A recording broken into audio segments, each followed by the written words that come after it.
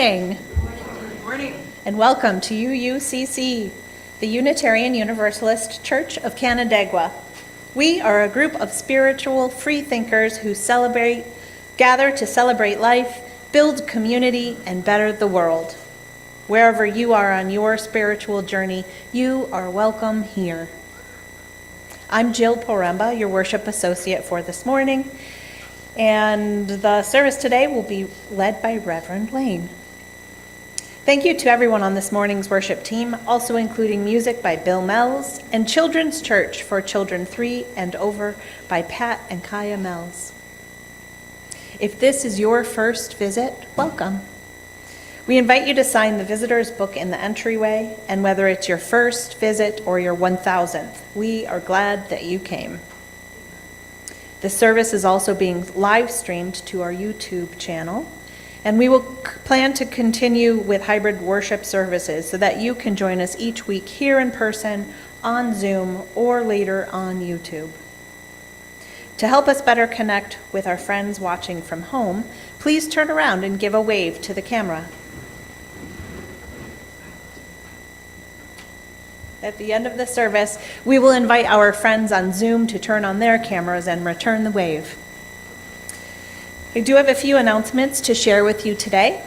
If you have a joy or sorrow to share, please fill out the card on or near your chair. We invite you to bring them forward and place them into the basket after Bill rings the chimes and begins to play. You can also come forward to drop a pebble in the water if you have a joy or sorrow that you prefer not to share. West Bloomfield Congregation Church will be hosting a Love is Stronger event on Tuesday, March 18th from 7 to 9, featuring messages of hope from multiple local ministers, including our very own Reverend Eileen Casey Campbell. There will be music from the Flower City Pride Band, Transposing Voices, and Travis Knapp. The event is free and open to the public, and donations collected for Glow Out and family counseling services of the Finger Lakes. Last week, we announced that Petra will be joining us for a program on Friday, March 28th, but because of an unexpected scheduling conflict, we may need to reschedule. Please stay tuned to those weekly announcements, your email, and our Facebook page for more details once we have them. As Friday, March 28th would be our usual date to gather for a potluck and mindful meal, please plan to come one way or the other to share food and conversation at 6 p.m. After a long illness, Tom Taylor passed away peacefully on March 10th, 2025. He was a friend and a member of our church for years. Our love and prayers are with his wife, Judy Salzberg Taylor, son Ashton Salzberg Taylor, and his family. A memorial service celebrating Tom's life and songs will be held on April 12th at 11 o'clock in the morning at the Unitarian Universalist Church of Canandaigua. We will be hosting an Earth Day festival and an Easter egg hunt on Saturday, April 19th from 1 to 3 here at UUCC. We plan to have tables for Earth Day activities, Felon's Family Farm, fruition seeds, house plant cutting swap, and any other ideas you might have. The Easter egg hunt was well attended last year, so we need to have a lot more eggs. See the list posted by the announcements for any ideas on ways to volunteer or items to donate. We're collecting fabric to add squares to the tapestries to represent individuals or families of new joiners. If you do not already have a square to symbolize your participation and commitment, please bring 2 fabric options so that we can add them to our tapestries. There's a box at the front door that you can drop them in. Please keep your selections together. We are extending the collection until the end of March. Are there any other announcements for the good of the community? Bill, you have one?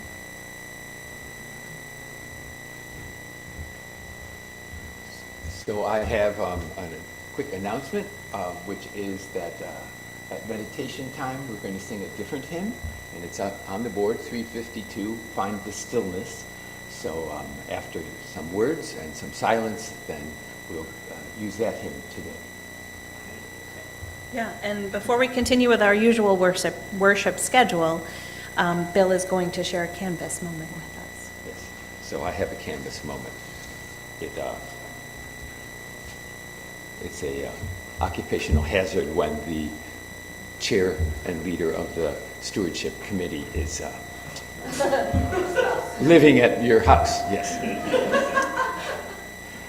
The little ad in the local newspaper's television listings page was at the bottom, and it read, "We believe there's truth in every religion, but no religion has all the truth. Come join us at the Inn on the Lake for an informational meeting about Unitarian Universalism."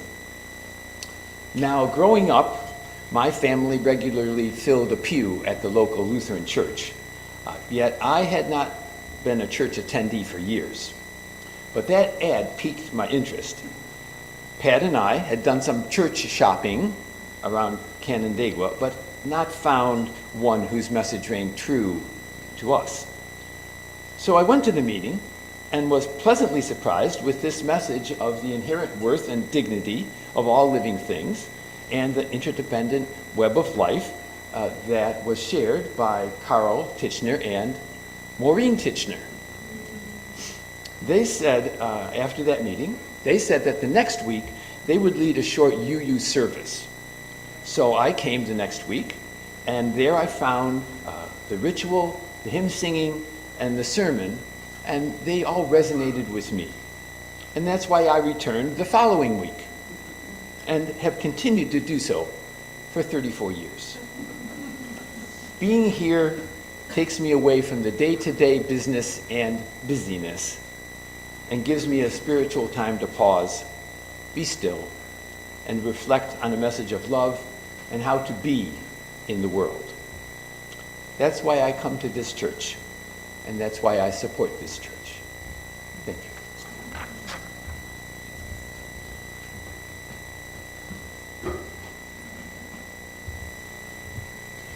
As we prepare to be fully together, I remind you to silence your phones and iDevices. We now enter a space of worship. Now is the time to bring forward any joys or sorrows. We also invite you to drop a pebble in the water for your joy or sorrow.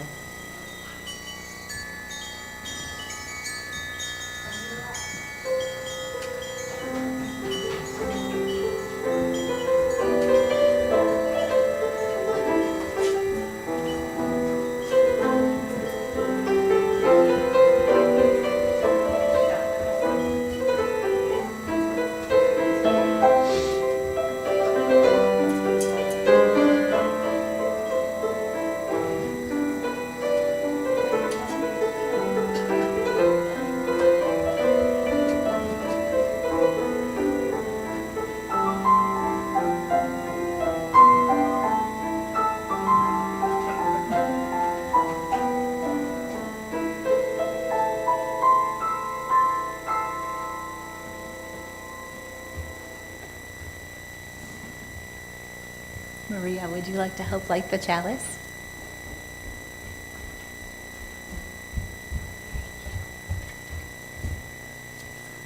Maria is 6 years old. Her favorite color is all the colors of the rainbow.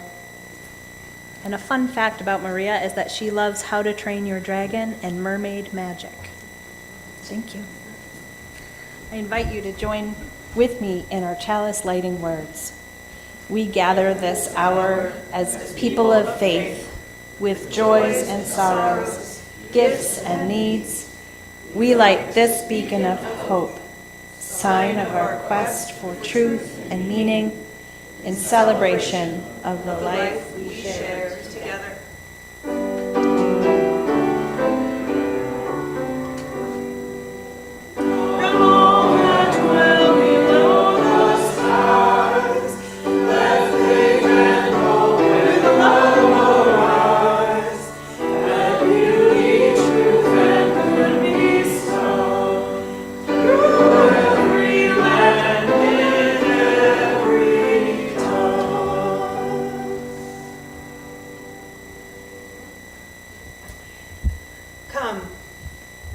Come and lay your joys, your sorrows, your hearts, your griefs here on the altar of this place.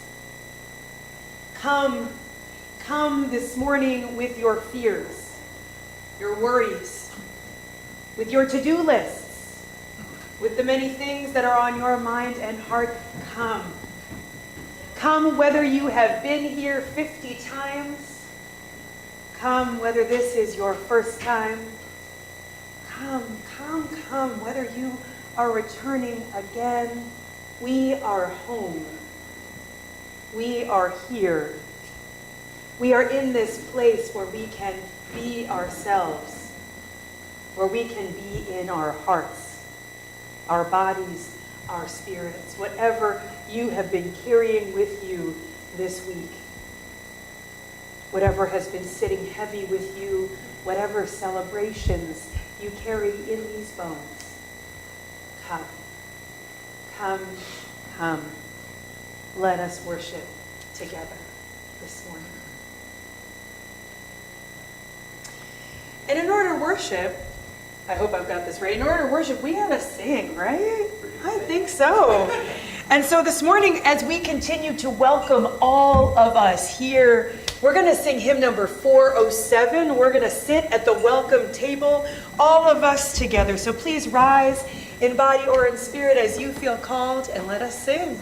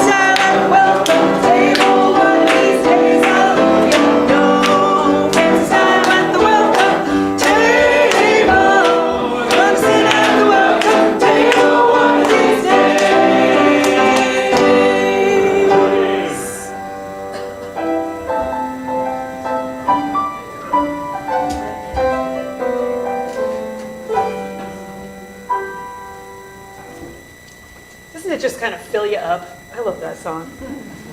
That's such a good one. Well, this morning, I have brought a story, and I think it's a story for you. It's definitely a story for me.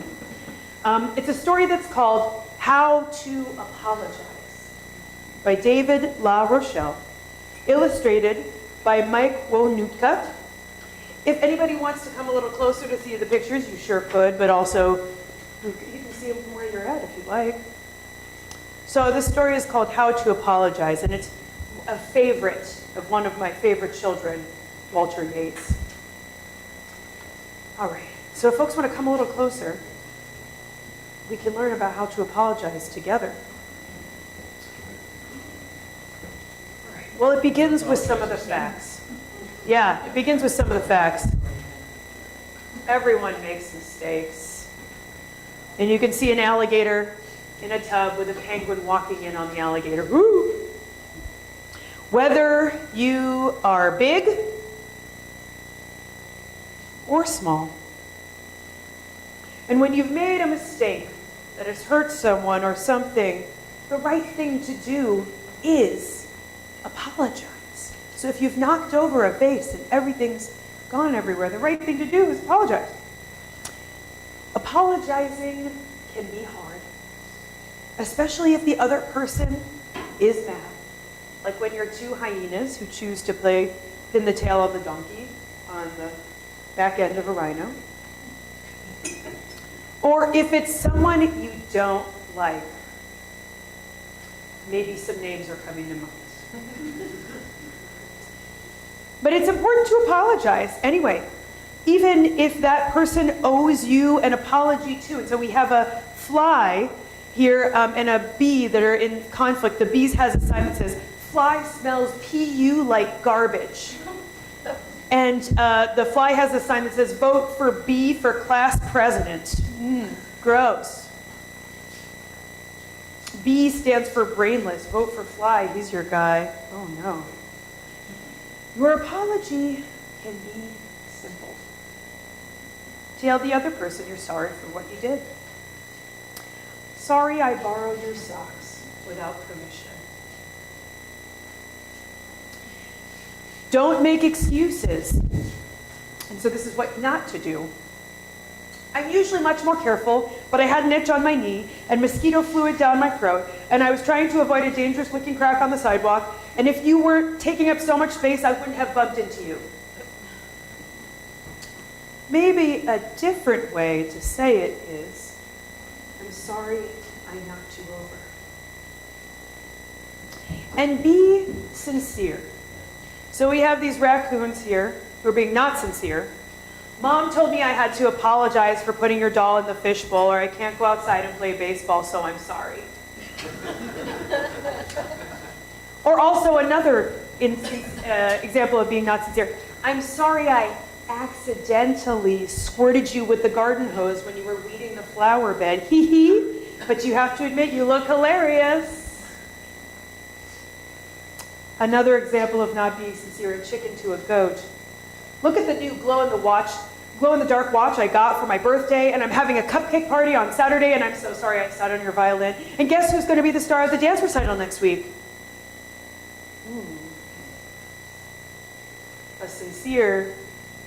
An example of being sincere from a hedgehog to a squirrel. I'm sorry I popped your balloon. I really am.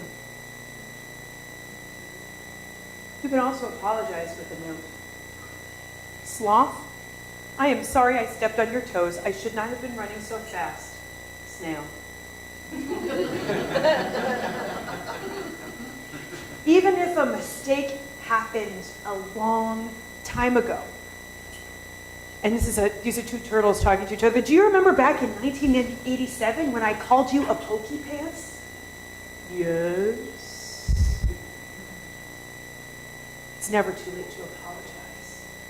I'm sorry. Thank you. If possible, try to fix the mistake. But sometimes you can't. In that case, you can still say you're sorry. Then take steps to avoid making the same mistake again. We are very, very sorry, say these hyenas. It might be difficult, but apologizing will make you feel better. Most importantly, it'll make the other person feel better. And that's why we apologize. I wonder, Who do you need to apologize to? How might you do it? Some questions to ponder as our service continues. Therein ends our story this morning.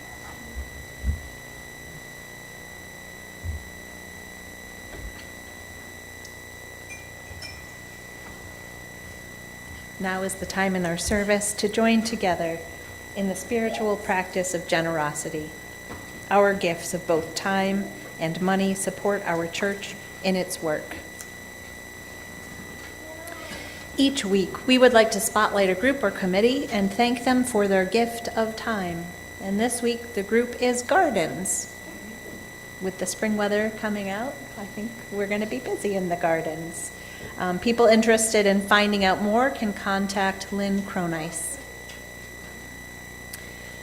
1/4 of our plate collection for the muddy season will go to our service partner, Fruition Seeds. Fruition believes that each seed, like each of us, is in the world to change the world. They have transformed from selling and shipping seeds to sharing regionally adapted seeds, as well as the tools, inspiration, and insight for all to thrive and cultivate gift culture together. You can give to this morning's offering by placing cash or a check into the basket, or by one of the options on your screen. Please make a note that your gift is intended for today's offering. We now gratefully accept the offering.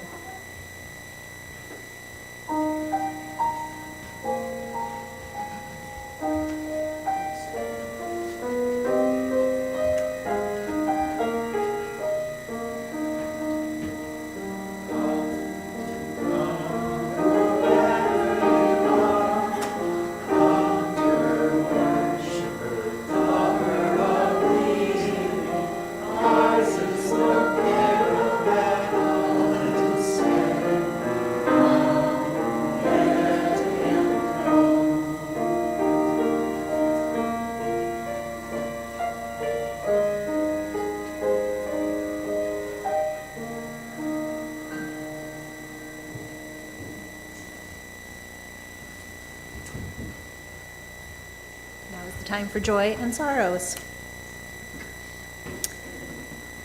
We would like to thank all the brave and outspoken members standing up, speaking out, and holding signs at protest and in other ways. Kaya would like to share a joy that she gets to celebrate her birthday with a best friend today and her parents tomorrow. Happy birthday.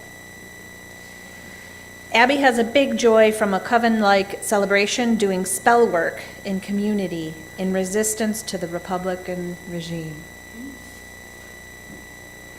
Carrie has a joy for the wonderful live small venue local music scene. And Pat and Bill would like to wish a happy birthday tomorrow to Kaya.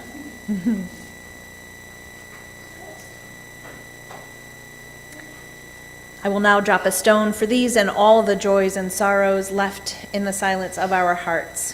Whatever is in your heart today, we are with you.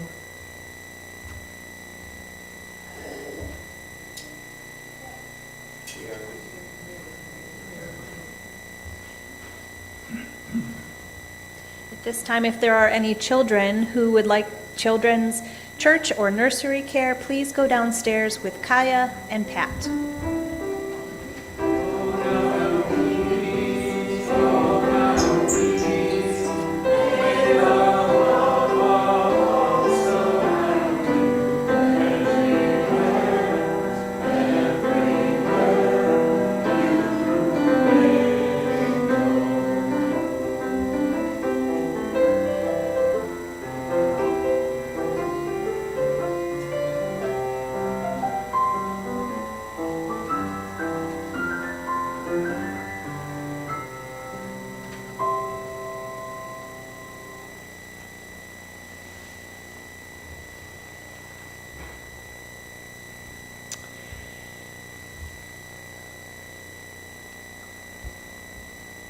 Well, beloveds, let's take a moment to just connect with our bodies. Wherever you are, if you're joining us online or you're here in this space, to roll down your shoulders, to allow your weight to be held in your seat, on your couch, in your chair, wherever you're joining us from. Take a moment to let your hands rest softly wherever is comfortable. To allow your face to relax. Close your eyes. Soften your gaze. To come into this moment of meditation and centering.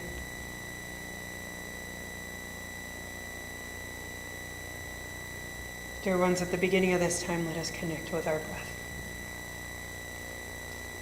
Breathe in and out, just as you normally would.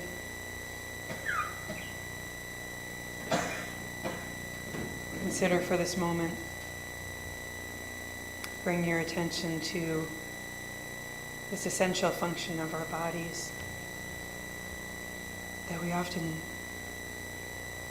are breathing without even thinking about it.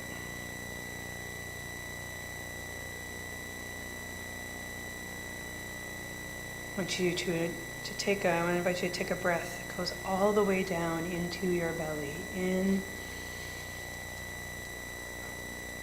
and slowly out. One more, in through your nose, out through your mouth. Maybe one more of those, in and out.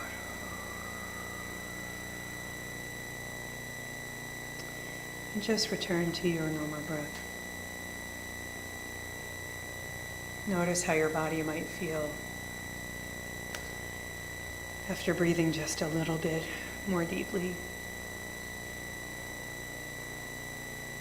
Notice how your heart feels, how your spirit feels. Now in a moment, I'll invite you to take a breath all the way down to your toes, to allow yourself to be filled with your breath. So let us take a deep breath in, down to our toes. Out. Another two of those, in, out. One more, in and out.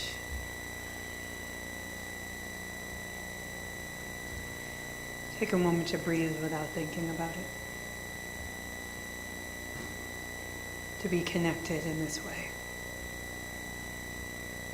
To ground yourself in your breath. To notice how you might feel after taking full and deep breaths.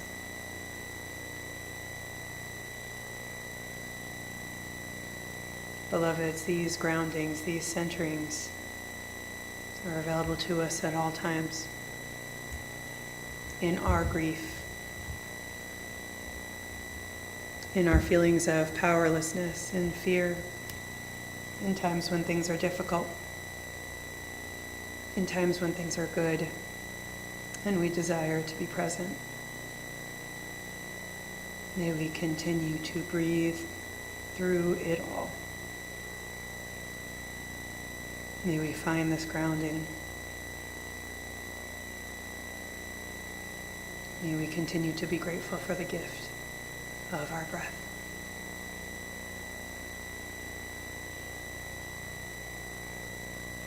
Let us share now in a few moments of silence to hold gratitude for this body, for these breaths, for this grounding, for this day. Let us join in some silence together.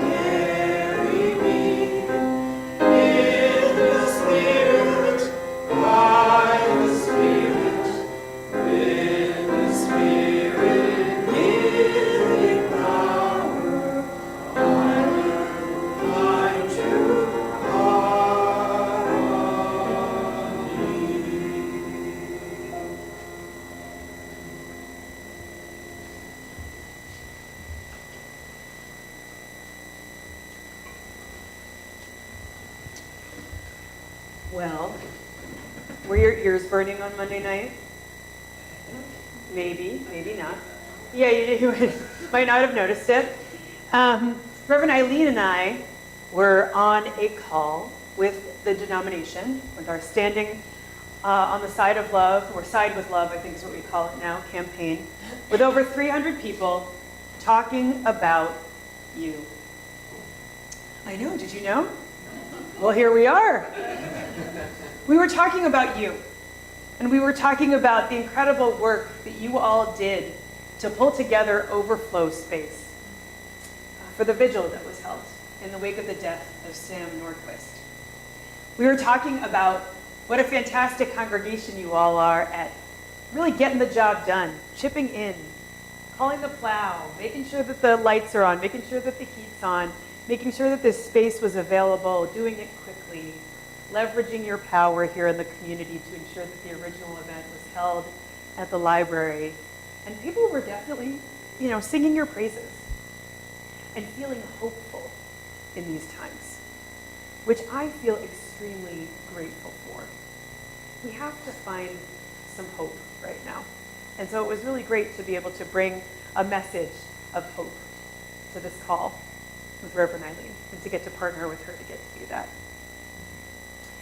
One of the things I will say to you is that we also shared a bit about some of the conflicts that we ourselves have had over the course of these last few months. And trying to meet this moment right now and do what we can as Unitarian Universalist congregations to provide safe and sacred space for LGBTQIA, Two-Spirit Plus people to be able to make sure that folks have a home and that we are meeting the moment. But also sometimes getting a little bit over-enthusiastic or overzealous or being quick to say that yes in the moments when maybe the best thing to do is to pause and take a breath.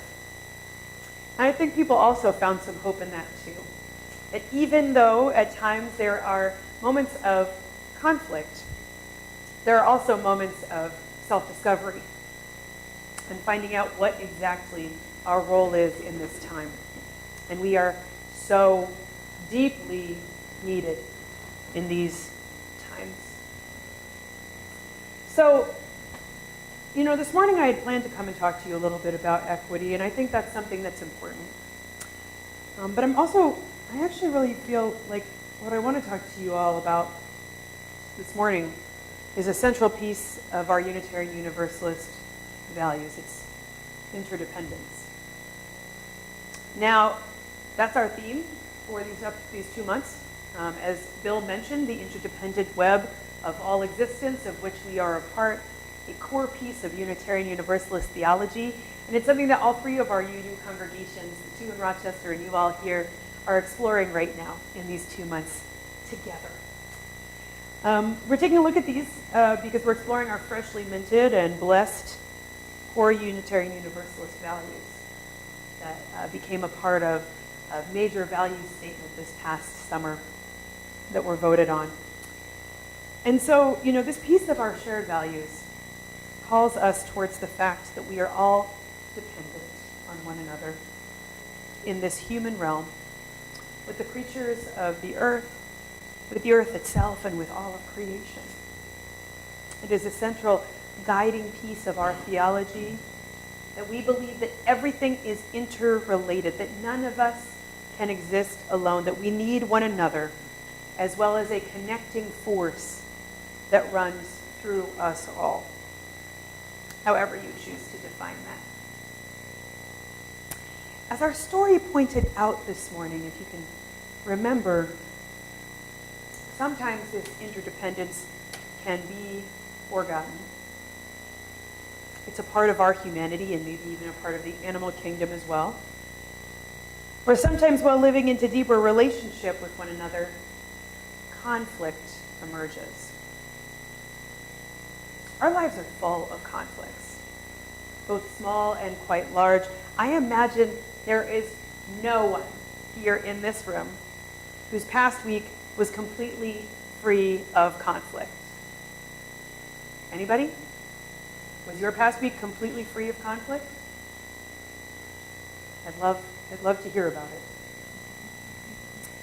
Whether it's a miscommunication, a misunderstanding, or even an argument or a fight, conflict is a part of all of our lives.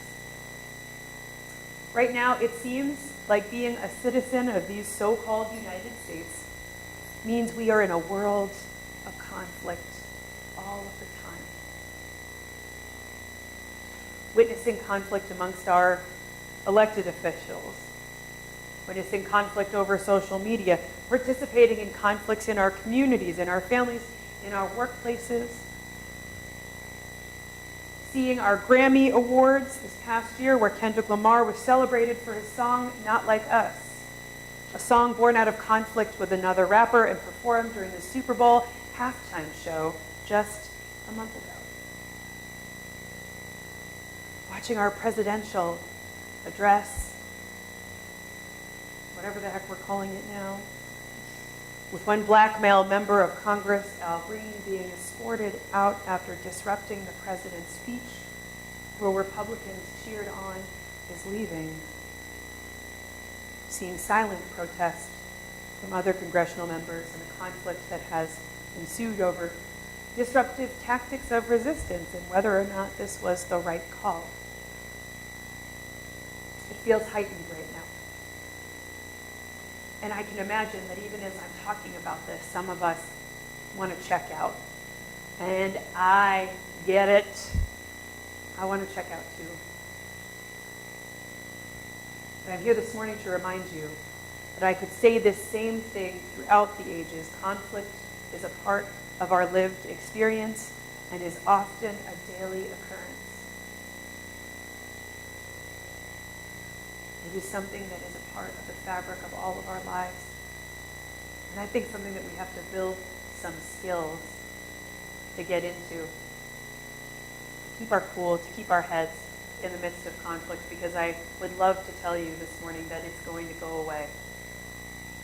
But it never has. And it won't. Take a moment to just think about the last conflict you had in your own life. And I promise this is not going to be a turn to your neighbor and share about it kind of a moment. But think about the conflict, the last conflict you had in your own life. It could be big, something smaller, anything. How long ago was it? Was it this morning? Yesterday? This week? On your way into church? Last week I went away for some study time in Montreal, some study leave time in Montreal. And while I was driving home, someone cut me off on the freeway. They may not have known it, but we were in conflict in that moment. In visiting a place with a language barrier, right? It's predominantly French speaking. I experienced many misunderstandings about things I wanted at the store, where the bathroom was, and how to make my way on public transportation. These may feel small, but there have also been times in my life where conflict was big. In the home where I grew up, in the ending of my marriage, and yes, even in the workplace, I have known large conflicts. Some ongoing for days, weeks, months, years, others brief and fleeting, easily resolved. A quick, I'm sorry. Thank you. Conflict helps us to recognize what we care about and can give us the opportunity to lean into relationship. But please don't let me go straight to the good stuff. Conflict is extremely painful.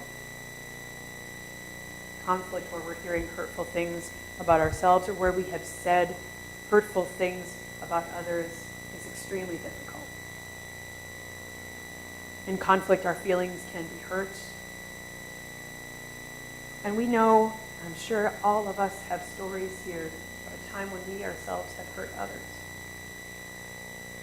It's an unrealistic expectation to believe that we can get through this life without being hurt by others and without hurting others.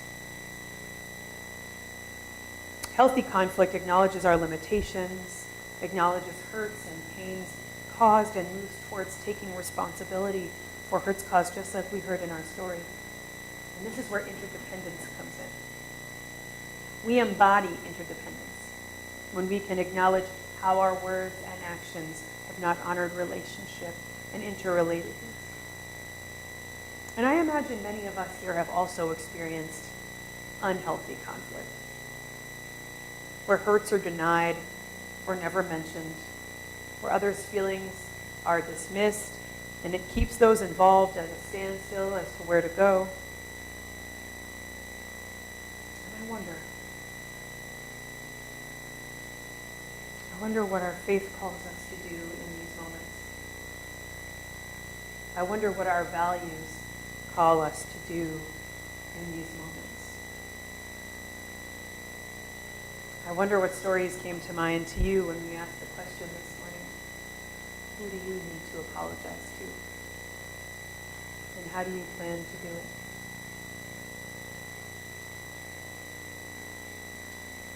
I've been learning a lot with a group at the church I serve at First Universalist Rochester about how to handle conflict in community.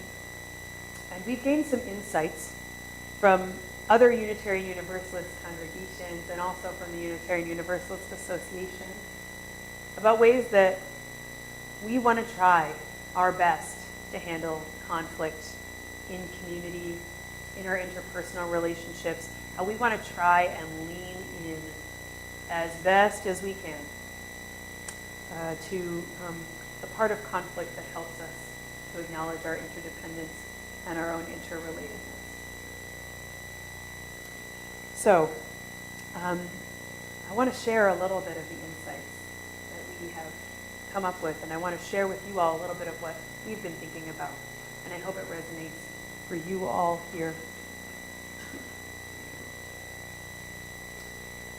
One of the pieces that we've been encouraged to begin with is self-reflection. And I think it's so important when we're heading into conflict. I don't know about you, but some of my initial response, especially in moments when I am hurt, is to be like, you hurt me. You have done this thing. You.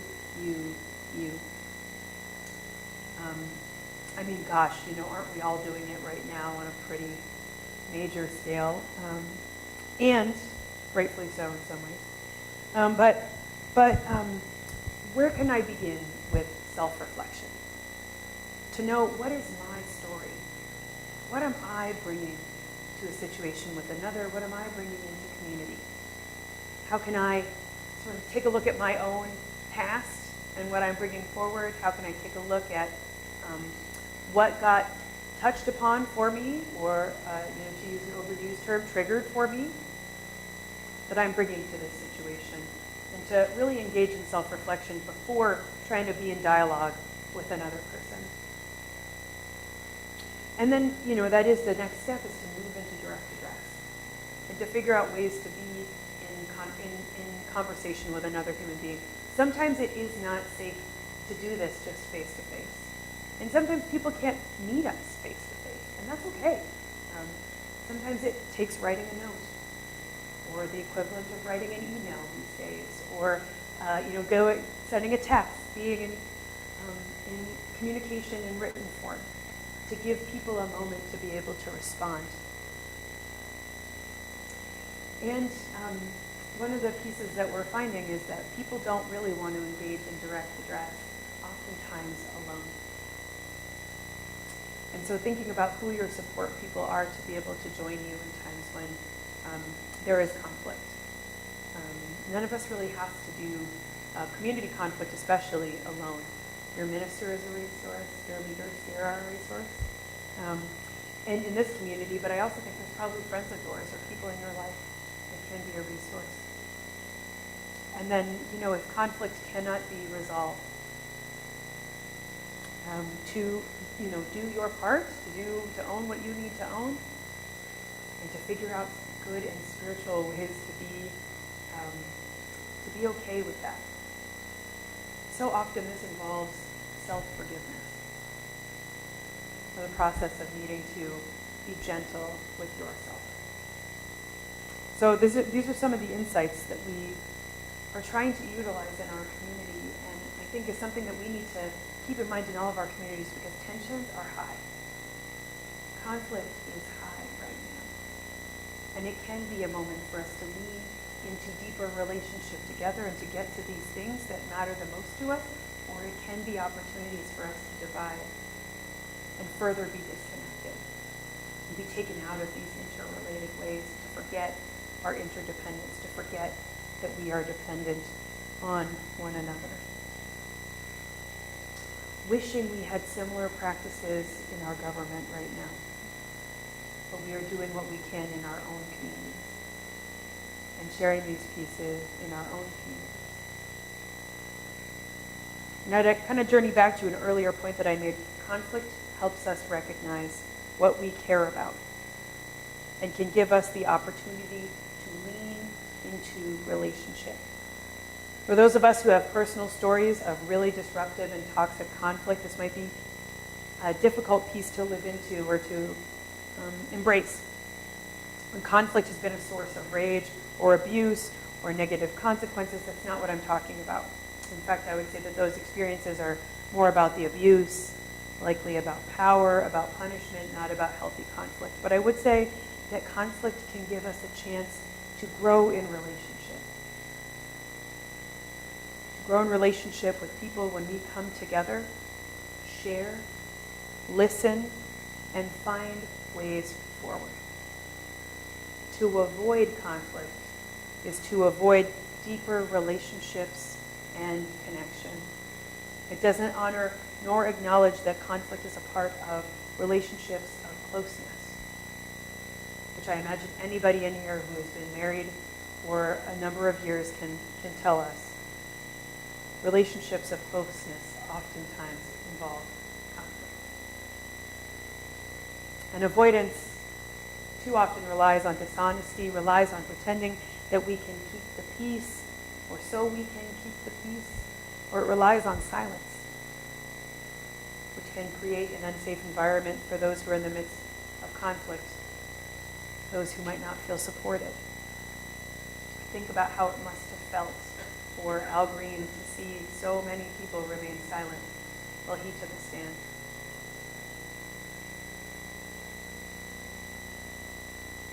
It can be hard to disrupt in moments when we're witnessing conflict, especially moments when there are unhealthy power dynamics happening, but it can also be extremely rewarding and empowering, especially perhaps to the parts of us that feel incredibly powerless right now to do anything.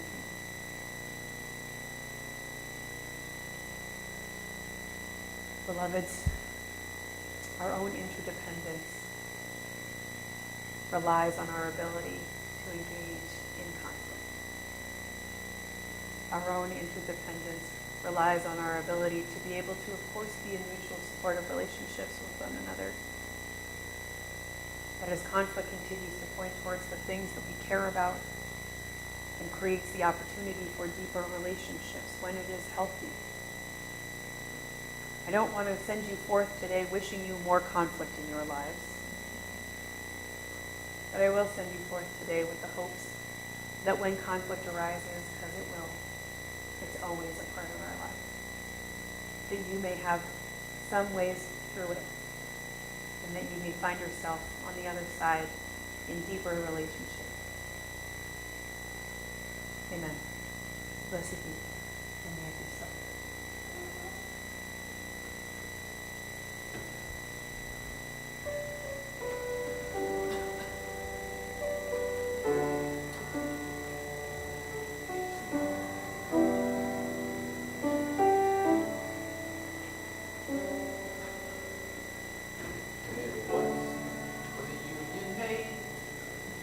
Never one afraid of fools and kings and company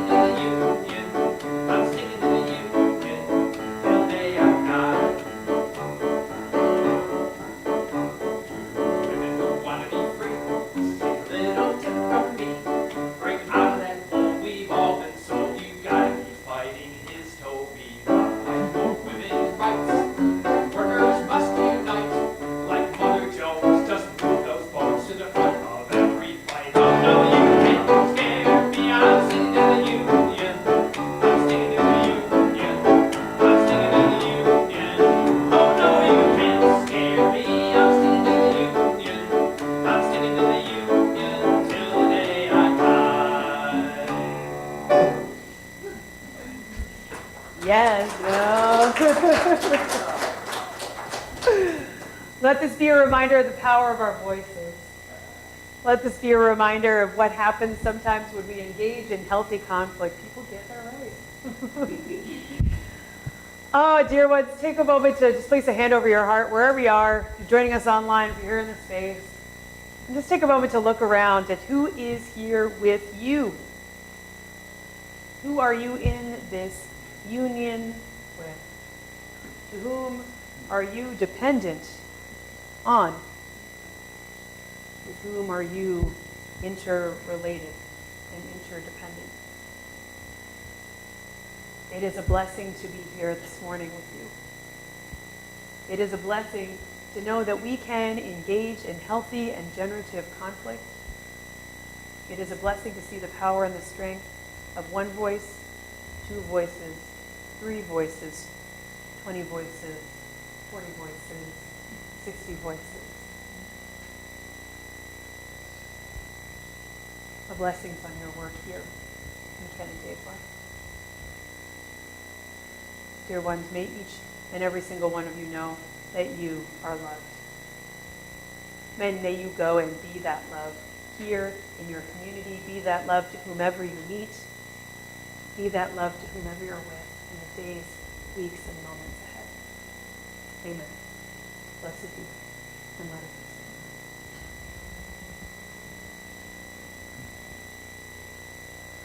so. And our closing hymn will be hymn number 18. What wondrous love is this? So let us sing praises to the love for us all. Please rise in body and spirit and let us join.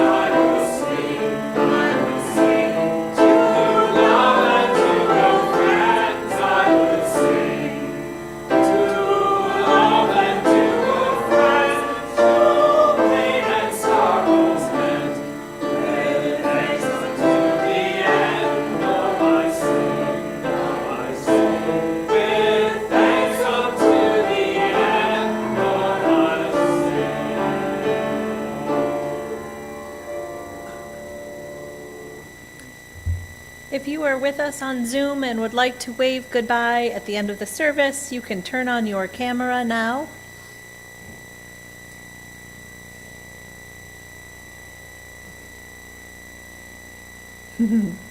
Please join me in our words for extinguishing the chalice. We extinguish this flame, but not the light of truth.